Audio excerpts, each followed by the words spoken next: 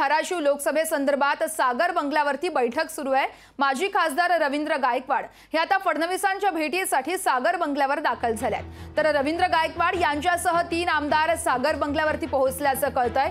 अभिमन्यू पवार, राणा जगजितसिंह पाटील आणि ज्ञानराज चौगुले हे देखील सागर बंगल्यावरती दाखल झाल्याचं कळतंय। तर माजी खासदार रवी गायकवाड आणि भाजप आमदार अभिमन्यू पवार देखील धाराशिव लोकसभेसंदर्भात आज देवेंद्र फडणवीस यांच्यासोबत चर्चा करणार आहेत। यावेळेस त्याच अनुषंगाने आता सागर बंगल्यावरती ते दाखल झाले आहेत। यावेळेस फडणवीसांची ते भेट घेतील।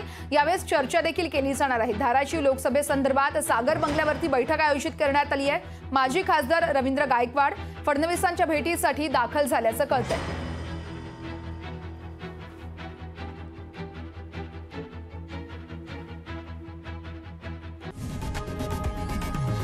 लोकशाही मराठी ऐका, पहा, जागरूक रहा।